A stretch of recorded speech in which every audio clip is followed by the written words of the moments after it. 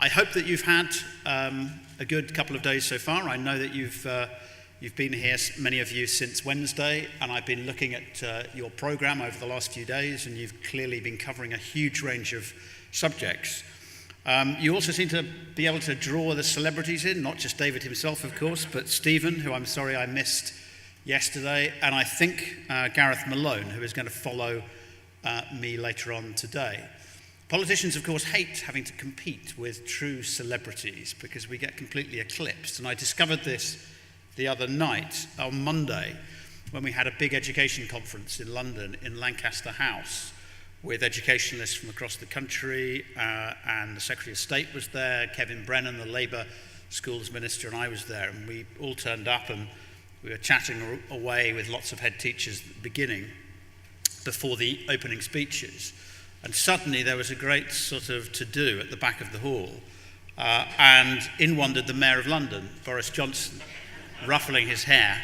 And suddenly all the people who were so interested in talking to us disappeared and sort of rushed over to get his autograph and everything. We were all sort of left there talking to ourselves. We were just beginning to feel quite neglected when a young female teacher from, I think, Devon came over to me and sort of patted me on the shoulder and said, "Are you David Laws, the schools minister?" And I said, "Yes, I am," feeling extremely flattered that she knew who I was. And then she flattered me even more. She said, "Any chance of a photograph?" And I said, "Of course." And she said, "Well, here's my camera. Will you take one of me and Boris?" Which was rather put me in my place. But I did.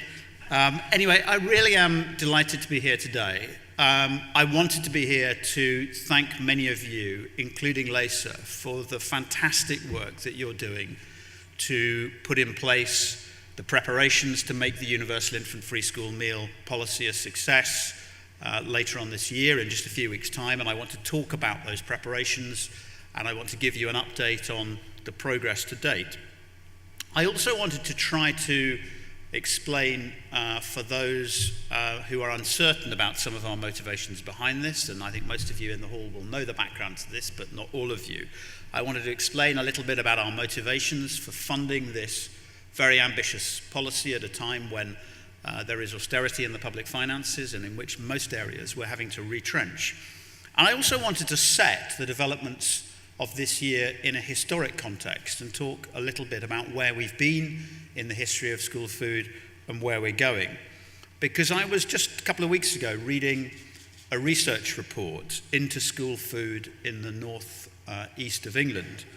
And there was a study of about 40 children from 2 schools that had been provided with state-funded breakfast and lunch. And the study reported on how those meals improved the health of the pupils and improved their attainment. And you might think that this was a recent study, 2010 or 2007, before Ed Balls did the pilot schemes.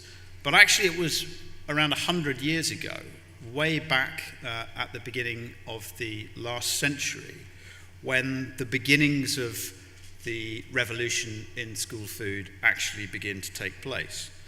And it was actually back in the mid-19th century when charities such as the Destitute Children's Dinner Society raised money to provide meals for poor children.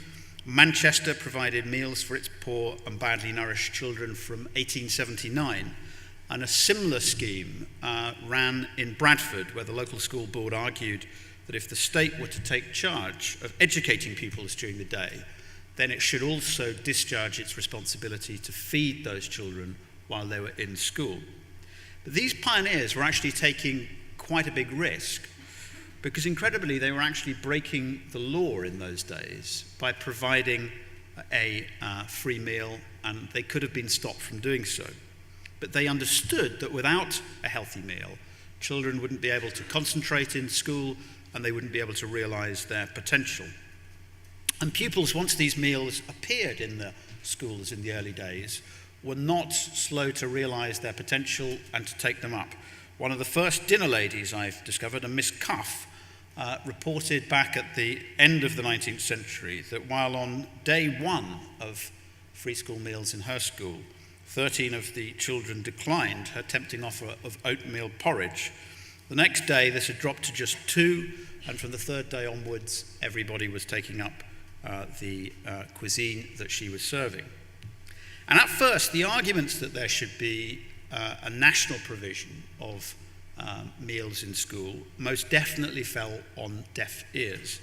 To the Westminster establishment, the idea seemed much too radical, too expensive, too difficult, questionable in ideological terms. And then as now, there were people who found excuses, every excuse under the sun, to resist change. And it was only really after the experiences in the Boer War in South Africa in 1899 and into the early part of the 20th century when we began to see young people coming into our armed forces and understand the problems of undernourishment, the problems of unhealthy young people from households across the country, that there began to be a national movement to have school meals in all schools. And in 1906, under a Liberal government, I should point out, we saw the passing of the 1906 Education, in brackets, Provision of Meals Act, although I should admit, in the interests of cross-party cooperation, that it was a Labour MP who initially put his name to that bill, which then became an act. And this gave local authorities the green light to spend public money on school food and, crucially, money from the Treasury. And these trailblazers back in 1906 really lit a torch which would be taken up by many other people across the country, politicians, caterers, people in schools, right through Jamie Oliver and the school food plan, right through to the developments that we see today. And the take-up, as you know, of school meals, both free and paid, increased dramatically in the Second World War. It often is conflicts and the national pulling together that comes from conflicts that cause a big transformation in attitudes to things in areas such as healthy eating. And before the Second World War, there were just 3% of young people eating school meals. By the conclusion of the Second World War, there were about 30% of young people taking up that offer. And come 1946, the day of our now much-loved dinner lady dawned, as the popularity of school meals had grown so much that paid assistance were needed in many schools across the country. And in June 1949, the number of school dinners reached nearly 3 million, which was over half of the school population. And that number went on climbing in terms of the participation of young people in school meals until it reached the high watermark in the mid-1970s, when around 70% of young people in school ate school meals. But since that peak in the 1970s, the number of children, as you know, who have been receiving school meals has been in a steady decline. And in the 1980s, the then Conservative government cut back both on the entitlement to free school meals, but also removed some of the standards that were designed to ensure that school meals were healthy. And the take-up of meals and the quality of much of the food then started to decline, indeed went into a steep decline, with the take-up of school meals dropping from something like 7 in 10 children in the mid-1970s to the recent figure, which is much closer to 4 in 10 children, higher in primary schools, as you'll know, and lower in secondary. And that's been bad for attainment in schools, bad for children's concentration, it's been bad for the health of young people. It's undermined the socialization that comes from sitting down for what in some households is the only meal of the day, where young people are sitting at a table and using a knife and fork. And the removal of free meals has also been an extra big pressure on family budgets. As we heard earlier on, it is not easy to feed a family every day, particularly if you've got a number of children in it, and particularly if your household income is low. And free meals can be worth something like £1,500 a year for a family with 3 children. Free school meals are sometimes regarded, I think, as an aspiration and an idea from the left in politics. But many of us, and this is certainly my view, regard this policy as a common sense policy for the mainstream majority of people in the country. And I happen to have that old-fashioned view that I referred to earlier in my speech, that given these children are the responsibility of the school, are the responsibility of the state for 7 or 8 hours during the day, the least thing that we can do in discharging our responsibility of care is actually give them healthy food when they are with us at school, and that is what we are now trying to do.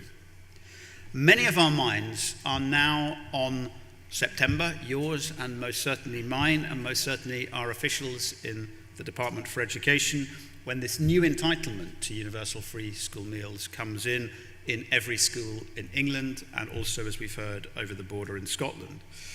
And the policy is the latest milestone in the long history of school meals, and it's also one of the most important. It's in fact the biggest expansion in free school meals in 65 years, where 1.5 million young people, additional young people, will become entitled to free meals.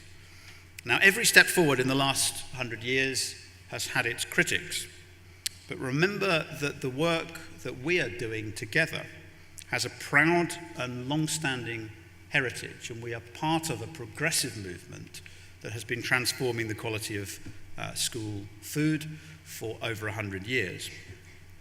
And it should come as no surprise to us that there is a very strong public feeling about school meals. Whether we enjoyed them or not when we were at school, they are a nostalgic part of life in our country. And every single parent wants their child to be able to eat healthily. The nutritional quality of school meals has rightly been at the centre of recent debate. The demand for healthier, more nutritious school meals has come from parents, from schools, from school cooks themselves, from caterers, from academics, and of course from the celebrity chefs. Successive governments have responded by working with schools and caterers to improve the standards of school meals. But it is the work that all of you do which is now really turning these great aspirations into a reality. The quality of school meals has continued, I think, over the last few years to improve, thanks to the hard work of many people in this room, and school cooks, and parents, and nutritionists, and many dedicated teachers and head teachers across the country. And we can, I think, now look back on the day when the famous turkey Twizzlers were an unfortunate blip on a proud history of school meals in this country. But it was clear to me when I became schools minister that there was a lot more to do if we were to build on the successes and the progress that there has been over the last 5 or 6 years. And that's why the coalition government commissioned John Vincent and Henry Dimbleby to undertake an independent review of school food, to look at how school food was being provided across the country. And I'm hugely grateful to the work that John and Henry have done, assisted very ably by Miles, who's been with us in this conference, and by all of those people, including some in this hall, who contributed to the review. And the review confirmed that many schools now do a brilliant job of producing healthy, tasty school meals and promoting the value of healthy eating. But the review also, as you know, found that there is still work to be done. There is still too much food with low nutritional value, there is too low take-up of school meals, and there are too many young people eating unhealthy packed lunches. And mistakenly, many parents think that the packed lunch that they're serving their young people with, that they're taking into school, is actually a healthy option. In fact, the evidence that the School Food Review highlighted is that fewer than 1% of packed lunches actually meet the school food standards, which is part of the challenge that we have to meet. So almost exactly 1 year ago to this day, the results of the school food plan, which were published and by John and by Henry, were available. And I think at your conference last year, John Vincent came to this very stage to tell you what he and Henry had concluded and what the government was committing to doing next. And the plan contained both actions for government and for the school food sector.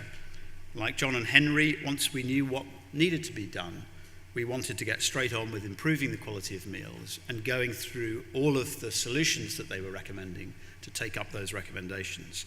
And those of you who are here yesterday will have heard Miles talk about the fantastic achievements in this last year. For example, the new cooking and nutrition curriculum is being introduced for pupils up to the age of 14 and becomes statutory at the start of next term. New training materials are being released which focus on school food in the head teacher training curriculum. There's work with Magic Breakfast to set up self-sufficient breakfast clubs in schools, and significant work is beginning to increase the take-up of good school food beyond the Universal Infant Free School offer itself.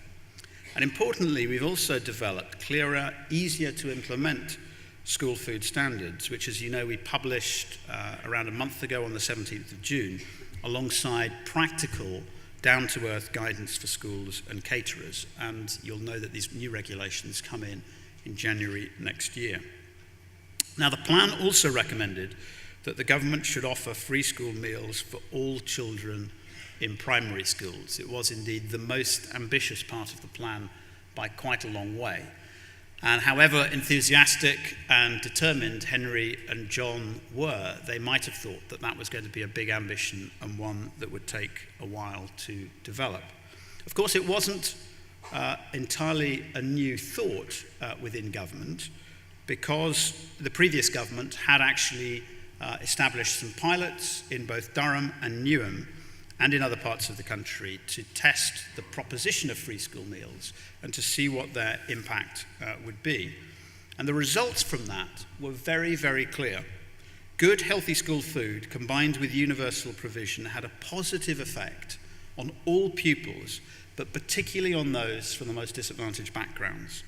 And universal provision increased take-up amongst the disadvantaged who are eligible for meals, but who don't always take them up. They actually removed the stigma of being a free school meals kid. And they meant that the 1 in 4 children from working families, but who nevertheless live in poverty, would be entitled to a meal for the very first time. And when I visited a school recently in South London, I was genuinely moved to hear from one of the teachers there an account of her discussion with a parent, a working parent, who previously had not had her children entitled to free school meals, who was confirming with the school that they would be for the very first time from September, and who was pretty close to tears at the thought that she would at last have a serious pressure from her household budget removed with 2 or 3 children who would be eligible. And there are a lot of people in the media, particularly in London, who have this weird view of society that it consists either of very poor people on benefits who ought perhaps begrudgingly to be entitled to free school meals, and then what they sometimes often refer to as the middle class, which for them tends to mean people like them, who they assume are all earning £100,000 plus. And the real world is not, as most of us know, like that. The real world consists of many people who are in work, but who are not by any means wealthy or rich, and who don't feel they have a lot of disposable income. The people on 15,000, on 20,000, on 25,000. And as this teacher said to me about this young lady, parent who came to see her, if you're living in London and you've got 3 children, and if you're earning 18 grand a year, you really don't feel as if you're affluent, you really don't feel as if you've got much disposable income. And this policy really makes a big difference to you, and it's going to make a big difference to family budgets, particularly in these very pressing times. And those people who are terribly worried that we're going to be feeding those families that don't need help can have one bit of reassurance, which is that we're not supplying free school meals to the 7% of young people who go to the private sector, so they don't need to worry that young people who don't need free school meals in Eton, Westminster and Rugby will be getting them. They won't be getting them under this policy. Now, the pilots also showed that when universal free school meals were implemented, children were less likely to eat crisps and unhealthy packed lunches during the school day, and they were more likely to eat healthy food instead. And crucially, there was a positive impact, a material positive impact on children's levels of literacy and numeracy. And crucially, as I mentioned earlier, what the pilots showed, because there were different pilots in different parts of the country, was that to achieve the benefits of this offer, it has to be a universal offer. It doesn't work if you just increase it a little bit up the income scale. The pilots in which entitlement was only extended modestly to low-income working families didn't see the attainment and other benefits which we want to secure. So this is a universal entitlement, which we're introducing not just because we want to be popular with parents, though politicians always do, but also because the only way that we can secure the benefits of this policy is to make it a universal offer. And sometimes there are reasons, as Nick Clegg said in his comments earlier on that we saw, there are reasons to deliver things in a universal way, particularly when young people eating healthily in school is something that we universally want. We don't want that offer to be available just for some young people. Now, there are some who are against this policy as a point of principle. They don't think it's the job of government to make sure all children get a healthy lunch. Like those who blocked the first moves to provide healthy meals to school children 100 years ago, they argue that it's too expensive, too radical, too difficult. We in government don't share that position, and we can't allow a small number of siren voices to undermine a policy which will save parents money and improve the education and health of young people in this country. Left to their own devices, those who want to undermine this policy would actually end up taking us back in time. They'd unwind over 100 years of progress, and they'd probably even undermine the progress that we've seen over the last 5 or 6 years in terms of food quality. And the government has no intention of allowing that to happen. And that's why it's so important that we work together to make this policy not just get over the line, but be a stunning success when it's introduced in September. Because if we get this right, and it is a success, I don't believe that anyone in any party is going to take this policy away in the future. It'll be so popular with parents and in schools that it will be a very brave politician who dares to take it away. And that is the prize that we're aiming for this September. Now, I don't underestimate in any way the challenges that this poses for some schools, and many of those will have been passed on to you, and I'm extremely grateful to LACA and the Children's Food Trust for the work that they've done in the support service, which has been absolutely brilliant, and where we've referred schools that have been struggling and had great feedback from them about how proactive that service has been. And I am determined and confident that we can work together to overcome the problems that there are in some schools. And in the pilot areas, the schools, the catering providers and local authorities demonstrated that it is possible to deliver this policy of good quality hot meals in schools in the timescale that we have allowed between the announcement last September and the delivery this September. For some schools, the transition is going to be quite an easy one, particularly in parts of the country where the school meal service was retained. But we do understand that in other areas, it's going to be more difficult. Every infant and primary school should by now have a plan in place to deliver universal free school meals for all their infant pupils in September.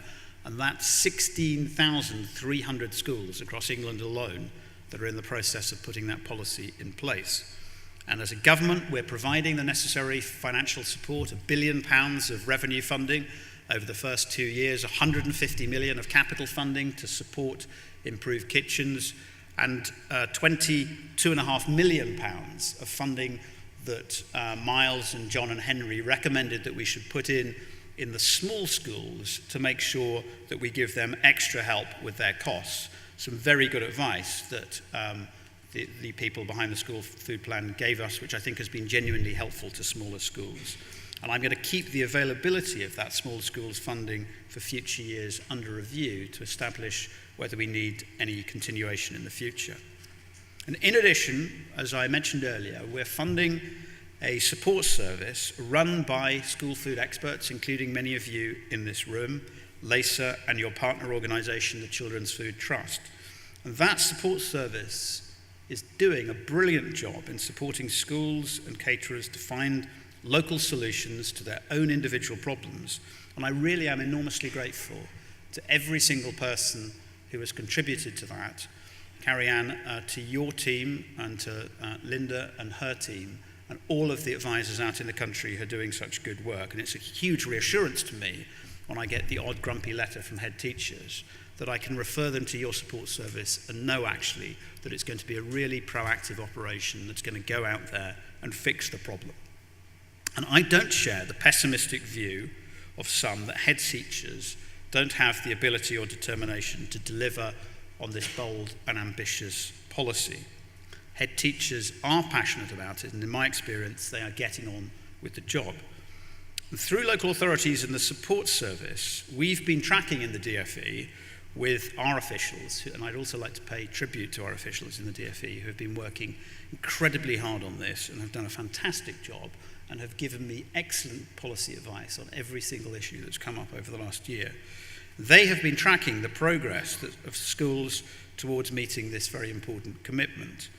And what I can announce today for the first time is that based upon the evidence that we've had from local authorities, from individual schools, and from your support service, over 99% of schools now have a plan in place to deliver universal free school meals in September, and that is a fantastic achievement, which I really am grateful to you for.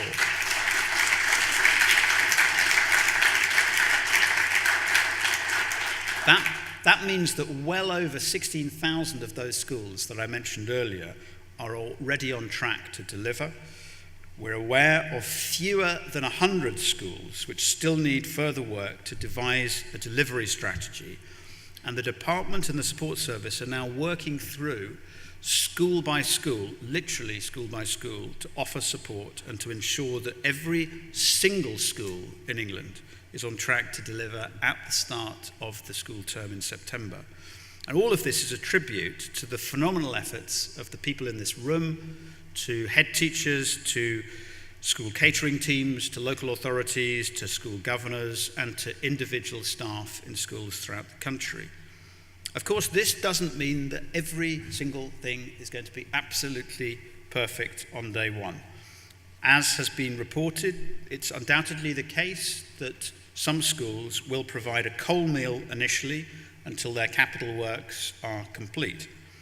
And in the medium term, we expect all schools to be giving a hot food option, which is what is really necessary, after all, to meet the school food standards. And of course, many schools will be bringing in meals from outside caterers when the new service starts in September, rather than cooking them on site. That's something that happens at the moment, and many of these meals are excellent, and many schools will want to continue with that approach in the future. But let me be very clear that I know many schools are now raising their sights, and they want to bring back the on-site kitchens, which in some parts of the country were lost in the 1980s and 1990s. And some, quite a few, have already done this with the £150 million worth of capital funding that we announced last year in the autumn statement. Others, I know, will want to do it in the future after they have seen the policy implemented and seen how many parents are going to take up this offer. And I do commit today to you to looking very, very closely after September at what the government can do to support schools further in creating the right facilities and school environment to maximise the quality of food and the experience of eating that food. It would be unrealistic to think that in just 1 year we could completely rebuild and redesign the entire school estate and reverse decades of neglect in some areas of the country. But we are committing to support this policy not just to delivery in September, but over time to make sure that it is a success and can be built on. And I was not willing to allow the search for perfection to get in the way of delivering a step change in healthy eating which is needed right now in the country. So to the remaining very small number of schools who don't have a plan in place yet for September, our message is to work with your caterers and with the support service and with the department to ensure successful delivery. I'm doing everything I can to help resolve problems in individual schools. I signed off yesterday in the department on some additional amounts to help some schools around the country. And the support service can give practical help and show how other schools have risen to the challenge. One of the greatest things that I have seen recently, because it's exciting being involved in a policy like this in the department, and it's exciting reading all the papers, and it's fantastic every week when I get the delivery report from officials. It's the first thing I grab in the box to see how many red-rated schools there are and how much it's reduced. But you always find in government that the thing that really inspires you is when you're able to get out of the department and get out to the front line and find out what's really happening on the front line. And we had a wonderful experience a week or so ago in a school called Cheamfield School in Sutton. I think you might have seen something about it yesterday, maybe from Miles. And they had been in the media just a few months ago saying, we can't deliver this policy. Who on the earth thought this up? You know, what a terrible idea. It's impossible to deliver. It's impractical. And I think we put them in touch with the support service. You went in there, looked at options, gave advice. They worked with the local authority. They have put a pod in place. They had all the parents in there sampling the food. They had the children in there. They had a competition to name the kitchen pod. And they'd even invented, it sounds like a sort of Stalinist diktat from on high, but they'd even invented their own school song celebrating the introduction of school meals, which they sang to us like something out of the sort of Soviet Union that had been especially prepared for the arrival of the president or dictator. But it was wonderful. And that school had moved from being a rather grumpy, skeptical participant in the programme to an absolutely passionate advocate for delivering the policy, and not just delivering it and ticking a box, but delivering it in a really fantastic, high-quality way. And that's exactly what we want to see happen throughout the rest of the country. And that school, Cheamfield School, is a beacon for other schools that are worried about this, about what you can actually do if you set your mind to it. And it's also an exemplar of the type of work that the support service have done for us. So look, you're doing an outstanding job, and the numbers of schools that are now ready to deliver prove that. But of course there will be challenges along the way, and the support service is continuing to provide support and guidance in the lead up to September and right over the summer holiday period. And in fact, the support service will continue to be available until the end of next year to help schools as they move forwards on the journey towards delivering a really excellent, sustainable school meal service. Thanks to you, we are therefore on track to defeat the skeptics who said we'd never do this and who argued that it shouldn't be a priority. And I'm enormously grateful to those of you in the room for your hard work on this. I'm also grateful to head teachers and their teams up and down the country who are working tirelessly to make a success of this policy. And I know that as a consequence of the things we're doing in government, they've got quite a lot of other things that we're asking them to implement in September, as they tell me whenever I go into a school. So this is not the only thing that schools are having to do, but they are, I think, increasingly doing it not just as an exercise in something that they have to deliver, but with some passion. So it's a great privilege to be here today, to be able to speak at your conference, to be able to thank you for the work that you have done to make this a reality. I do believe that this policy is going to be a success, largely due to the work of all of you and of head teachers. And it's going to be, in my view, one of the real landmark social achievements of this coalition government. Good for attainment, good for health, great for British food, good for hard-working families. And one of the things that I think that we can be really proud that we've achieved, even in this parliament of austerity, when so much of what the government has had to do has been about balancing the books, cutting back, having to make economies. This is an area where we've taken a big, bold move to spend an awful lot of money to do something that we think is really important. So we will ignore the critics who want to snipe from the sidelines, and together we're going to deliver something of which all of us, I think, will be very, very proud, and which, in my view, will make this country a better place for young people to grow up in the future. Thank you very much indeed.